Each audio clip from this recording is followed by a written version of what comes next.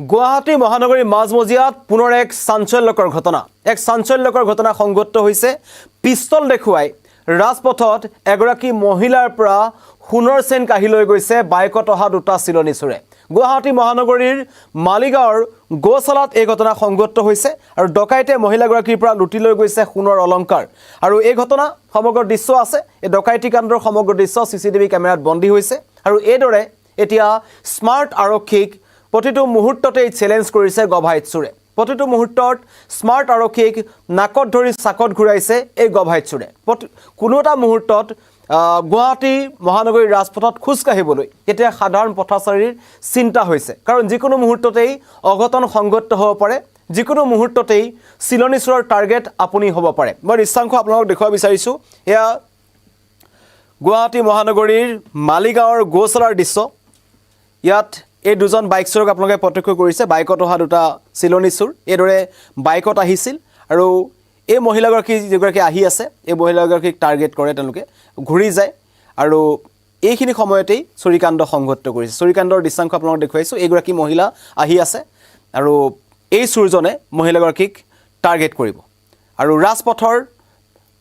মালিগাঁৱৰ গোশালাৰ ৰাজপথত এই ধৰণৰ ঘটনা সংঘটিত হৈছে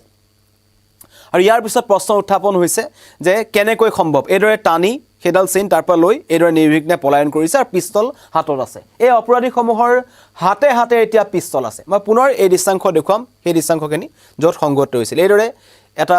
এখন বাইকত আহিয়ে তেওঁলোকে টাৰ্গেট কৰিছে এই মহিলাগৰাকী অকলশৰে থকা মহিলাৰ ৰাজপথত অকলশৰে আছিল সমাগম কম আছিল আৰু তাৰে সুযোগ গ্ৰহণ কৰিছে এই দুটা বাইকত অহা চিলনী চোৰে আৰু এইবোৰৰ তাণ্ডৱ গুৱাহাটীৰ ৰাজপথত এতিয়া দেখিবলৈ পোৱা গৈছে এজন ব্যক্তি আগেগে খোজকাঢ়ি গৈ আছিল কিন্তু তাৰ পাছতে যেতিয়া এই মহিলাগৰাকী আহি আছিল এই মহিলাগৰাকীৰ কাষ চাপি আহিছে এই চোৰটো ফোনত কথা পাতি আছে মহিলাগৰাকী হয়তো পিছ মুহূৰ্ততে তেওঁলোকৰ কি হ'ব সেই কথা তেওঁ তলকিবই নোৱাৰিলে আৰু এইদৰে কথাৰ চলেৰে মহিলাগৰাকী কথা পাতে তাৰপিছত ডিঙি চেইনডাল কাঢ়ে আৰু অৱশেষত পিস্তল দেখুৱাই তাৰ পৰা আঁতৰি গৈছে এয়া মালিগাঁৱৰ দৃশ্য গুৱাহাটী মহানগৰীৰ মাজমজিয়াৰ দৃশ্য অম্বুবাচী মেলা আৰম্ভ হৈছে যথেষ্ট সংখ্যক পৰ্যটক আহিছে মানুহৰ সমাগম বাঢ়িছে কিন্তু তাৰ মাজতে চোৰৰ টিঘিল ঘিলৰণো কিন্তু বৃদ্ধি পাবলৈ ধৰিছে আৰু পিস্তল দেখুৱাই মহানগৰীৰ মাজমজিয়াত যি লুটপাটৰ ঘটনা সংঘটিত হৈছে এইটো প্ৰথম ঘটনা নহয় ইয়াৰ আগতেও এনেবোৰ ঘটনা সংঘটিত হৈ আহিছে আৰু সেইবোৰ ঘটনাক আৰক্ষীয়ে যি এনেকৈ ধৰণে সফলতা অৰ্জন কৰিব লাগিছিল বা যেনেকৈ এই দোষীসমূহক কৰায়ত্ব কৰিব লাগে তেনেকুৱা কৰায়ত্ব কৰিব পৰা নাছিল এয়া পুনৰবাৰ দেখুৱাইছোঁ যে মহানগৰবাসী কিমান সুৰক্ষিত এইটো এটা ডাঙৰ প্ৰশ্ন কাৰণ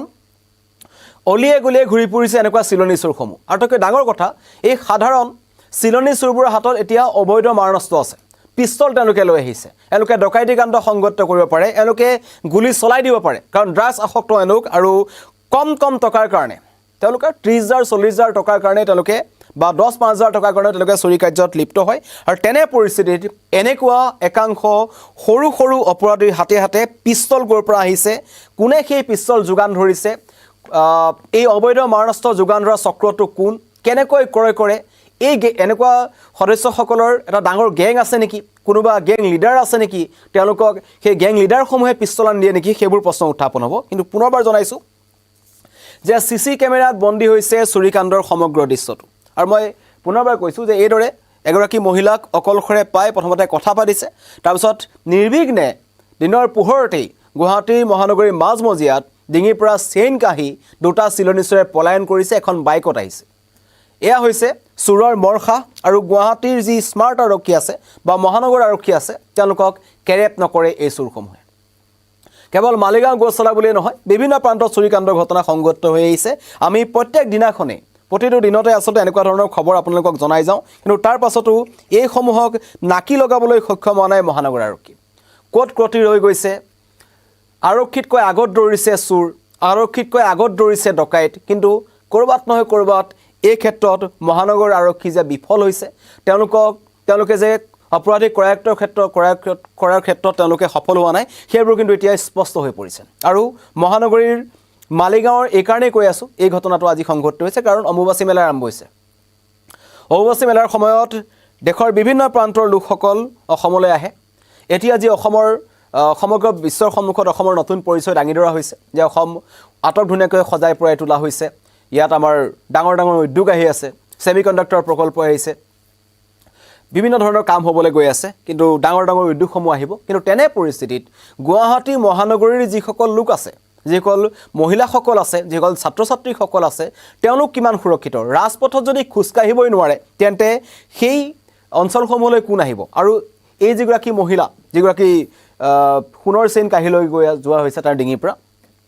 বহিৰাজ্যৰ কোনোবা এজন ব্যক্তিৰ পৰা অম্বুবাচীলৈ মেলালৈ অহা বা কামাখ্যা ধামলৈ অহা বা অন্য তীৰ্থস্থানসমূহলৈ অহা বা বিভিন্ন কাৰণত অহা লোকৰ পৰা যদি এনেকুৱা ধৰণৰ ঘটনা সংঘটিত হয় তেন্তে অসমৰ নাক কিন্তু পুনৰ কাট খাব আৰু এই ঘটনা পুনৰবাৰ স্পষ্ট হৈছে মই কৈছোঁ মহানগৰ আৰক্ষীক তেওঁলোকে বাৰম্বাৰ অপেন চেলেঞ্জ দি আছে য'ত যান বাহন আৰক্ষীয়ে ঘোষ খায় গণেশগুৰিত ধৰা পৰি চাকৰিৰ পৰা নিলম্বন হ'বলগীয়া হৈছে তেনেকুৱা যান বাহন আৰক্ষীৰ সন্মুখেৰে কিন্তু বাইক লৈ এনেকুৱা ধৰণৰ চিলনী চোৰে নিৰ্বিঘ্নে পলাই যাবলৈ সক্ষম হৈছে আৰু সেইকাৰণে ক'ৰবাত নহয় ক'ৰবাত ৰাইজৰ আশ্বাস কমি গৈছে খাকী পোছাকধাৰীৰ ওপৰত মানুহে বিশ্বাস কৰিব নোৱাৰা হৈছে কাৰণ তেওঁলোক থকা অৱস্থাতেই তেওঁলোকে টিঘিলগিলাই থকা অৱস্থাতেই নিৰাপত্তাৰক্ষী থকাৰ অৱস্থাতেই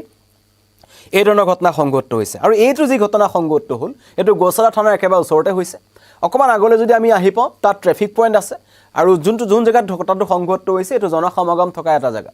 আৰু এনেকুৱা এটা অঞ্চলতেই চোৰে হেলমেট পিন্ধি আহি মহিলাৰ ডিঙিৰ পৰা পিষ্টল দেখুৱাই তেওঁলোকে সোণৰ চেইন কাঢ়ি লৈ গৈছে আৰু এতিয়ালৈকে কিন্তু এই দুটা অপৰাধীৰ এটাকো ধৰিবলৈ সক্ষম হোৱা নাই ইতিমধ্যেই যি গৌচালা আৰক্ষী থানা আছে তেওঁলোকে তদন্ত আৰম্ভ কৰিছে তেওঁলোকে কৈছে অতি শীঘ্ৰেই এই অপৰাধটোক তেওঁলোকে বা এই অপৰাধটোক তেওঁলোকে চিনাক্ত কৰি কৰায়ত্ব কৰিব কিন্তু গুৱাহাটী মহানগৰীত এনে হাজাৰ হাজাৰ চিলনী চোৰ আছে ড্ৰাগছ আসক্ত যুৱক আছে যিকোনো মুহূৰ্তত তেওঁলোকে এনেকুৱা ধৰণৰ ঘটনা সংঘটিত কৰিব পাৰে আৰু এতিয়া মহানগৰী মালিগাঁৱত পিষ্টল ওলাইছে আটাইতকৈ ডাঙৰ কথা ইয়াৰ আগতেও ছমাহমান আগতে যি জোৰদৰ যি পিনাকী পথ আছে পিনাকী পথত এটা পিষ্টল দেখুৱাই চিলনী চোৰে এগৰাকী মহিলাৰ ডিঙিৰ পৰা সোণৰ চেইন আৰু মোবাইল ফোন কাঢ়ি লৈ গৈছিল তেতিয়াই প্ৰথমতে উত্থাপন হৈছে যে এইবোৰ যি চিলনী চোৰবোৰ আছে মানে যিবোৰ গেং আছে ডাঙৰ ডাঙৰ গেং আছে তেওঁলোকৰ ওচৰত অস্ত্ৰ তেওঁলোকে টকা পইচা থাকে তেওঁলোকে কৰায়ত্ব কৰে কিন্তু এই সাধাৰণ চিলনী চোৰবোৰৰ হাতত পিষ্টল কেনেকৈ আহিল তেওঁলোকক কেনেকৈ পিষ্টল ক্ৰয় কৰিব পাৰিছে বা পিষ্টল তেওঁলোকক যোগান ধৰা চক্ৰটো কোন বা তেওঁলোকৰ লগত বহু ডাঙৰ ডাঙৰ অপৰাধী জড়িত হৈ আছে নেকি যিসকলৰ নেতৃত্বত তেওঁলোকে এনেকুৱা ধৰণৰ কাম কৰি আছে কাৰণ মহানগৰ আৰক্ষী তৎপৰ হৈছে তেওঁলোক স্মাৰ্ট হৈছে কিন্তু তথাপিও এওঁলোকক ৰোধিবলৈ তেওঁলোক সক্ষম হোৱা নাই আৰু এয়া পুনৰবাৰ জনাইছোঁ যিসকল আমাৰ লগত লাইভত নতুনকৈ জড়িত হৈছে গুৱাহাটী মহানগৰীৰ মাজমজিয়াৰ দৃশ্য আপোনালোকক জনাইছোঁ দেখুৱাই আছোঁ যে পিষ্টল দেখুৱাই এগৰাকী মহিলাক লুটপাট কৰা হ'ল আৰু এইদৰে ৰাজপথত ৰখি থকা দুটা চোৰে এখন বাইকত আহিছিল এইদৰে মহিলাগৰাকীৰ ডিঙিৰ পৰা সোণৰ চেইনডাল কাঢ়ি নিৰ্বিঘ্নে তাৰ পৰা আঁতৰি গুচি গৈছে আৰু এয়া হৈছে বৰ্তমান গুৱাহাটী মহানগৰবাসীৰ যি সুৰক্ষাৰ দিশটো আছে সকলোৱে প্ৰশ্ন কৰিব কিমান সুৰক্ষিত মহানগৰবাসী আৰু এই ভিডিঅ'টোৰ পৰা গম পোৱা যায় যে আমি